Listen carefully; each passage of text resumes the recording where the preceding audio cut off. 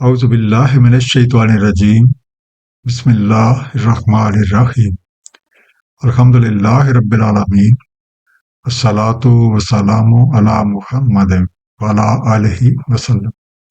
انشاءاللہ آج ہم سورہ الکہف کے مطالعہ کا آغاز کریں گے۔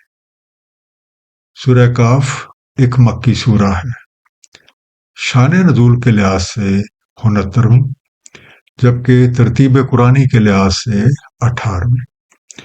اس میں 110 آیات ہیں جو کہ 12 رکوع پہ مشتمل ہیں۔ اس سورہ کے نام کہف کا لفظی مفہوم وسیع غار یا کوئی ایسی بڑی کھو ہے جس میں لوگوں کی نظروں سے چھپ کر رہا جا سکے یا اسے بطور پناہ گاہ استعمال کیا جا سکے۔ یہ لفظ اسی سورہ کی آیت نمبر 9 میں موجود ہے۔ نام سے واضح ہوتا ہے کہ ہمیں سورہ میں کچھ ایسی چیزوں اور طرزوں کے بارے میں آگاہی حاصل ہوگی جن کو ہم اپنے دین اور ایمان کی حفاظت کے لیے بطور پناہ گاہ استعمال کر سکتے ہیں۔ آئیے مطالعہ قرآن کا آغاز اس دعا کے ساتھ کرتے ہیں کہ اللہ تعالی ہم سب کو نبی پاک صلی اللہ علیہ وآلہ وسلم کے طفیل قرآن کریم کا صحیح مفہوم عطا فرمائے۔ سورہ کہف رکوع نمبر 1، جو کہ آیات 1 سے 12 تک ہے۔ بسم اللہ الرحمن الرحیم الحمد للہ الذی انزل علی عبدہ الکتاب۔ حمد اللہ تعالیٰ ہی کے لیے ہے جس نے نازل فرمائی اپنے بندے پہ کتاب، ولم یجعل لہ عوجا، اور نہیں رکھی اس میں کوئی ٹیڑھ۔ تو پہلا انڈر لائن لفظ ہے الحمد۔ اس کا روٹ یعنی مادہ حمد ہے میم دال ہے۔ ہم سے مراد کسی کی بے ساختہ تعریف جس میں احسان مندی اور شکر گزاری کے جذبات شامل ہوں، پریز۔ دوسرا انڈر لائن لفظ ہے ایواجہ۔ اس کا مادہ اوج، عین واو جی، پیچو خم، کجروی، چالاکی، کروکڈنس۔ ہر طرح کی تعریفوں کے اصل حقدار اللہ تعالیٰ ہیں، جنہوں نے بحثیت رب یہ کائنات تخلیق فرمائی ہے اور وہی اس کی تمام مخلوقات کو سامان زندگی مہیا کر رہے ہیں۔ اسی اللہ نے یہ کتاب نازل کی ہے جس میں کسی طرح کا کوئی پیچ و خم نہیں کہ اس کا پڑھنے والا کسی طرح کی الجھن میں یا شک و شبہ میں پڑ جائے۔ قرآن کریم کے شروع میں ہی سورہ بقرہ آیت نمبر 2 میں ارشاد ہوا، ذالک الکتاب لا ریب فیہ ھدی للمتقین۔ یہ ایک ایسی کتاب ہے جس میں کسی طرح کا کوئی شک و شبہ نہیں، اور یہ تو متقین کے لیے ہدایت ہے۔ ایک اہم بات یہ ہے کہ جب بھی ہم کسی کتاب کا مطالعہ کرتے ہیں تو جب تک ہم لکھنے والے کے ذہن کے مطابق اسے نہیں پڑھتے ہمیں اس کی صحیح سمجھ نہیں آتی۔ بالکل اسی طرح سے جب ہم اس کتاب کو ذہن میں کوئی شک لائے بغیر پڑھیں گے تو انشاءاللہ اس کے اسرار و رموز ہم پہ واضح ہو جائیں گے۔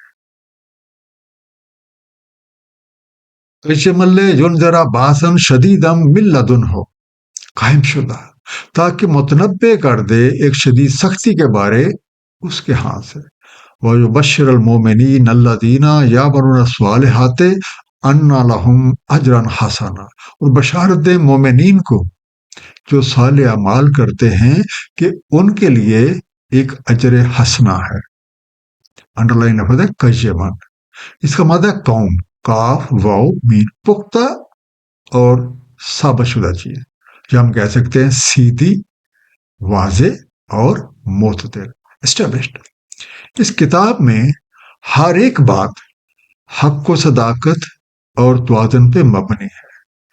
اس کا ایک ایک لفظ اپنی جگہ اٹل ہے۔ اس کے نازل کیے جانے کا مقصد یہ ہے کہ جو لوگ اس کی حقانیت کا انکار کرتے ہیں انہیں اس بات سے آگاہ کر دیا جائے کہ ان کی اس غلط روش کا انجام ہلاکت انگیزی ہے، جبکہ وہ لوگ جو اس پہ ایمان لا کے اس کے مطابق اپنی زندگیوں کو سنوار لیں انہیں ان کی اچھی طرح کے بہترین انجام کی نوید سنائی جائے۔ سورہ دخان آیت نمبر 3 میں ارشاد ہے، بے شک ہم نے نازل فرمایا اسے ایک بابرکت رات میں، بلا شبہ ہم ہی متنبع کرنے والے ہیں۔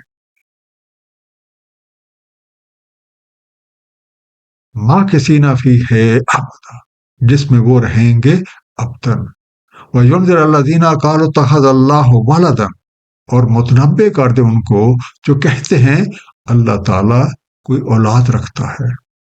انڈر لائن لفظ ہے ابدن، کسی چیز کی حالت کا عرصہ دراز یا ایک لامتناہی مدت کے لیے قائم رہنا جس کا شمار ممکن نہیں ہے، انڈیفینیٹلی۔ اس کتاب پہ عمل کرنے والوں کو ان کے صالح اعمال کا جو صلہ ملے گا وہ اس کے خوشگوار نتائج سے اب تک مستفید ہوتے رہیں گے۔ اس کتاب کا ایک مقصد یہ بھی ہے کہ غلط روش پہ چلنے والوں میں سے وہ لوگ جو یہ سمجھتے ہیں کہ اللہ تعالیٰ کوئی اولاد رکھتا ہے انہیں خاص طور پہ متنبع کیا جائے کہ وہ اس غلط اور ناپسندیدہ عقیدے سے باز آ جائے۔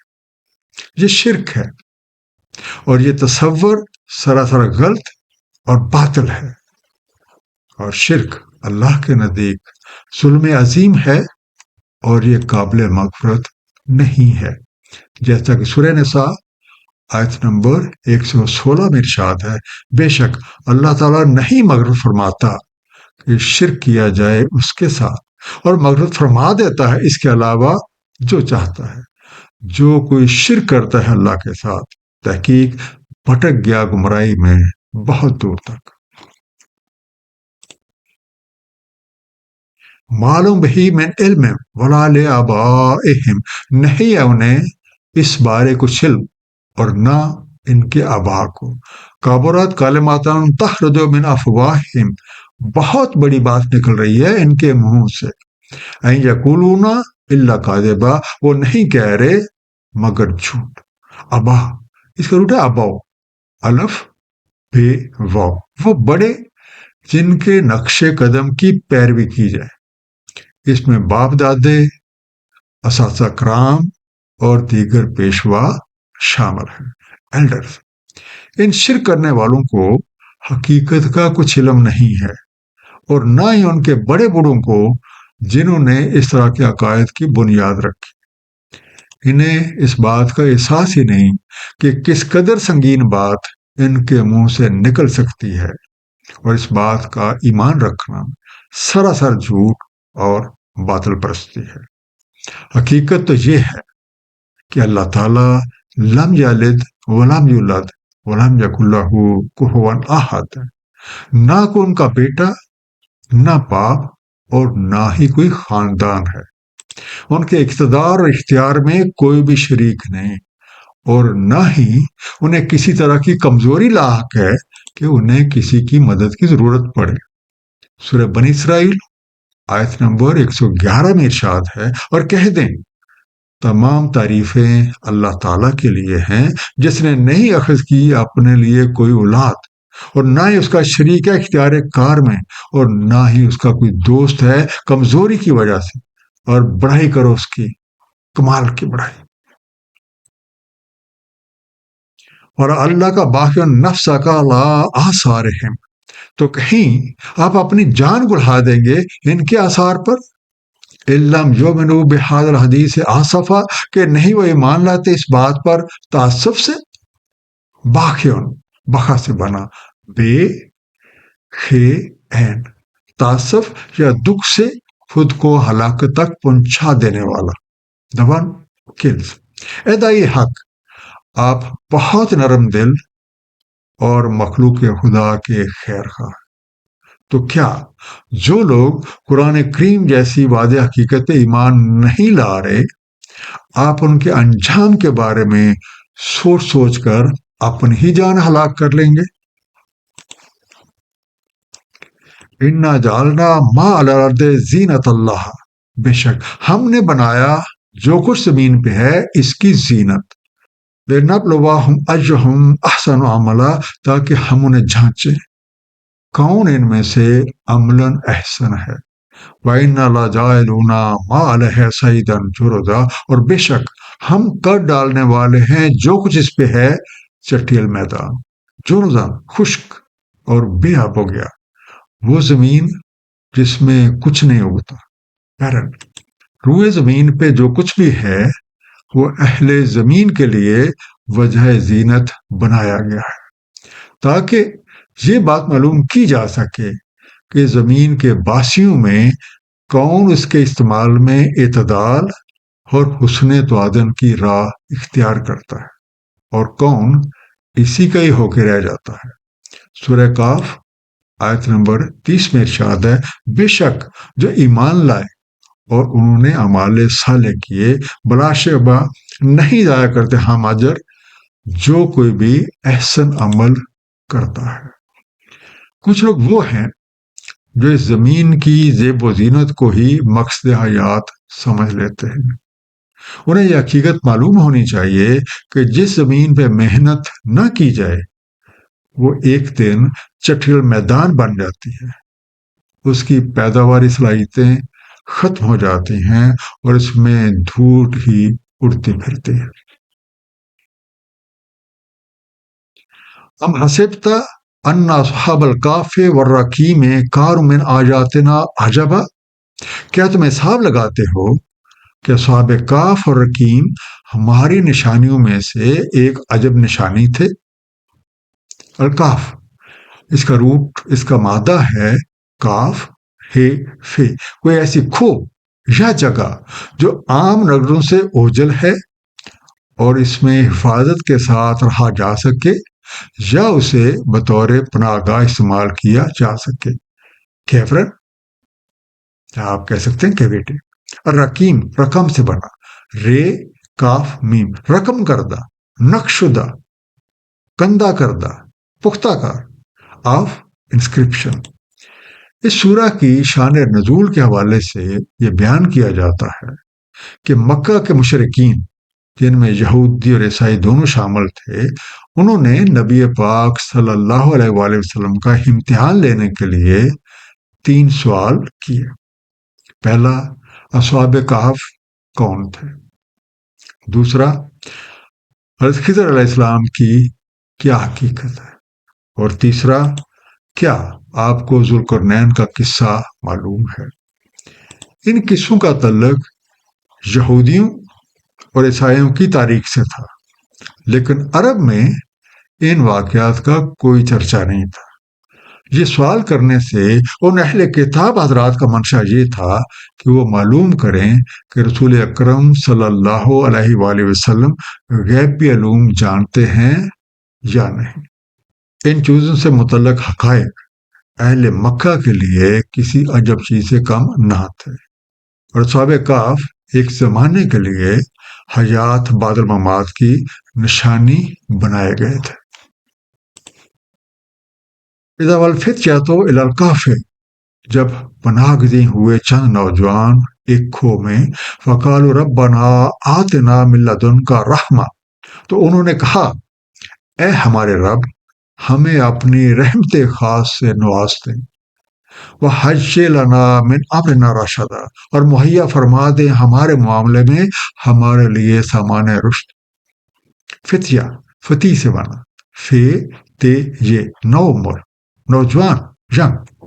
اس آیت سے ہمیں یہ معلوم ہوتا ہے کہ چند اہل ایمان نوجوان ناسازگار حالات کی وجہ سے اپنے شہر یا بستی کو چھوڑ کے ایک غار میں پناہ گزین ہوئے تھے، اور انہوں نے رب کریم سے دعا کی کہ ہمارے پروردگار اپنی رحمت خاص سے ہمیں نواز دیں اور ہمارا معاملہ درست فرما دیں۔ اس سے ہمیں یہ بھی سبق ملتا ہے کہ کسی بھی مشکل کے وقت ہمیں یہی دعا کرنی چاہیے اور اللہ تعالیٰ سے اس کے رحمت اور ہدایت کی طلب ہونی چاہیے۔ فَضَرَبْنَا عَلَىٰ آذَانِهِمْ، چنانچہ ہم نے تھپکی دے دی ان کے کانوں پر، فِی الْکَہْفِ سِنِینَ عَدَدًا، کچھ برس گنتی کے، ثُمَّ بَعَثْنَاهُمْ لِنَعْلَمَ أَيُّ الْحِزْبَيْنِ أَحْصَىٰ لِمَا لَبِثُوا أَمَدًا، پھر ہم نے انہیں اٹھا کھڑا کیا تاکہ معلوم کریں کہ ان کے دونوں گروہوں میں سے کس نے ٹھیک شمار کی ہے جتنی مدت وہ رہے۔ انڈر لائن لفظ ہے اقصا، اسی سے بنا ہے ساتھ یہ کسی چیز کا شمار کرنا یا کسی چیز کو مجموعی طور پہ یادداشت میں رکھ سکنا یا سمجھ سکنا۔ ہم یہ بھی کہہ سکتے ہیں کسی چیز کا حق پورا کرنا یا نبھا سکنا، کیلکولیٹ، اناموریٹ۔ کانوں پہ تھپکی دینے سے مراد یہ ہے کہ کوئی باہر کی آواز اندر نہ جائے اور اس طرح سے بیرونی ماحول سے مکمل طور پہ بے گانہ ہوا جائے۔ وہ نوجوان جو ایک بستی سے اپنی جان بچا کے نکلے تھے اور ایک غار میں پناہ لی تھی، تھکے آ رہے تھے، دعا مانگ کے سو گئے۔ رب کریم نے انہیں اسی غار میں سالہ سال کے لیے سلا دیا اور پھر ایک عرصے کے بعد اٹھا کھڑا کیا تاکہ یہ دیکھا جائے کہ اصحاب کہف اور رقیم میں سے کس گروہ نے اپنے سوئے رہنے کی مدت ٹھیک شمار کی ہے۔ اس واقعے کی مزید تفصیلات کا بیان اس سے اگلے رکوع میں۔ ایک مختصر سا خلاصہ اس پہلے رکوع۔ اللہ تعالیٰ نے قرآن کریم نازل فرمایا ہے جس میں کسی طرح کا کوئی شک و شبہ نہیں ہے اور نہ ہی اس میں کوئی ٹیڑھ ہے جس کی وجہ سے کوئی دھوکے یا فریب کا شکار ہو جائے۔ اس کے نزول کا مقصد یہ ہے کہ ایمان لا کر عمل کرنے والوں کو خوشخبری دی جائے، جبکہ اس سے منہ موڑنے والوں اور خاص طور پر وہ لوگ جو یہ عقیدہ رکھتے ہیں کہ اللہ تعالیٰ کوئی اولاد رکھتا ہے، انہیں خبردار کر دیا جائے کہ یہ بالکل غلط، من گڑت اور جھوٹ، اور اس روش اور عقیدے کا انجام بھیانک ہے۔ اللہ تعالیٰ کے رسول مخلوق خدا کے خیر خواہ ہیں، وہ لوگوں کے غلط عقائد اور برے اعمال کی بدولت ہونے والے انجام کے بارے میں فکر مند رہتے ہیں اور لوگوں کو اس حقیقت سے آگاہ کرتے ہیں کہ اس دنیا کی زینت محض ایک جانچ ہے کہ کون اپنے خالق اور مالک حقیقی کو یاد رکھتا ہے اور کون دنیا کے رنگ و بور میں کھو کر اپنے مقصد زندگی کو پسے پشت ڈال دیتا ہے۔ اپنے مقصد زندگی کو یاد رکھنے اور اس کے لیے کوشش کرنے والوں کی ایک مثال اصحاب کہف اور رقیم ہے، جنہوں نے زمانے کی چیرہ دستیوں سے بچنے کے لیے ایک غار میں پناہ لی۔ رب کریم نے ہدایت اور رحمت کے ان طلبگاروں پہ ایک عرصے کے لیے نیند طاری کر دی اور انہیں لوگوں کے لیے حیات بعد الممات کی ایک نشانی بنا دیا۔ اللہ تعالیٰ ہم سب کو قرآن کریم کو صحیح طور پہ سمجھنے اور اس پہ عمل کرنے کی توفیق عنایت فرمائے۔ صدق اللہ العلی العظیم، صلی اللہ تعالیٰ علی حبیبہ محمد وآلہ وسلم۔